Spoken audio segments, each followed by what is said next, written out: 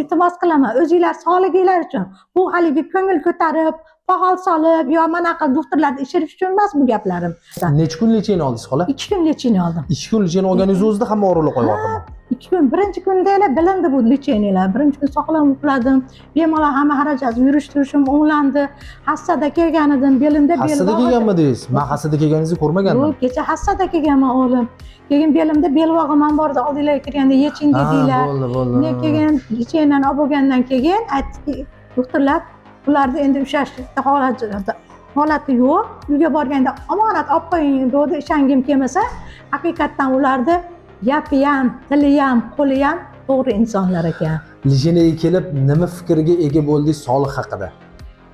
Men bu yerga kelib shunaqa fikrga keldimki, har bitta joyda davolashda o'rni bor ekan. Haqiqiy o'rnini topganimdan men sizlardan xursandman. O'g'lim, hamisha kam bo'lmanglar, hammani hojatini chiqarib yuboringlar. Qo'linglar shunaqangi malham bo'lsinki, ikki dunyoda sizlar obod bo'lib yuradigan bandalarning qatorida bo'linglar. Sizni qanaqa holat bo'lganligi, buni deysiz demadik, o'zingiz holatingizdan kelib chiqib turib aytyapsiz shu holat, to'g'rimi? O'zim qo'shimchasi yo'q.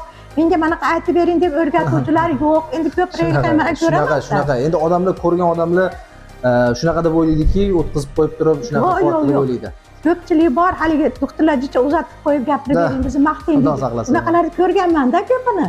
Keyin men aytdim, yo'q, bu haqiqiy Xudoni tanigan bandalar ekan. Doktorlar shunaqa tili ham shirin, qo'li ham shirin, ammo muolajasi ham shirin ekan. 2 kun ichida hassani tashlaganingizga juda xursand bo'ldim. Voy, mana 2 kunda men hassada mana qilib o'tirish qulaylik yo'q edi menda. O'tirmasdim, mana bemalol o'tiryapman. Qayta bo'lsa bemalol kecha mahallani ishonsiz aylanib chiqdim u yoqda. Hamma meni ko'rib, "Opa, hassangiz qani, belingizdagi qani?" deydi. "Yo'q, mana shunaqa joyni topdim. Shunga sizlar ham boringlar" dedim. Hammasi adreslarni yozib qoldi. Xudo xolasa sizlardan sizdagi qiynalib yurgan odamlarga, sizdagi kasali bor odamlarga kelgan odam sifatida nima deya olgan bo'lardingiz, o'ylab o'tirgan, ya'ni mana shunaqa lecheniyaga kelib o'tirgan odamlar sifatida? Odamlar o'ylanmanglar. Haqiqiy mana gaplar, sizlarga bo'lgan boshimdan o'tgan narsalarni gapirib beryapman. Ishonchli, aniq davolaydigan joy ekan. Bunisi nima der ekan, qancha pul ketar ekan? Demanglar, pulda gap yo'q. Tinchlik bo'lsa pulda odam topadi. Sog'likni hech kim topa olmaydi. Shuning uchun o'ylanmang. Mana shu markazga, mana Andijon shahar maydon ko'chasini o'rtaligida ekan. Shu yerdagi klinikaga kelishinglarni xola sizga so'rayman. Iltimos qilaman, o'zinglar sog'liginglar uchun.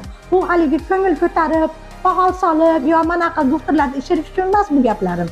Samimiy yurakdagi gaplarim bu sizlarga. Sizga mukammal shifo tilaymiz. O'zingizda ehtiyot qilishda hamda mana shu muolajalarni olishda o'zingizga e'tiborliroq bo'lishingizni iltimos qilib qolamiz. Mukammal shifo tilaymiz. Xola salomat bo'ling.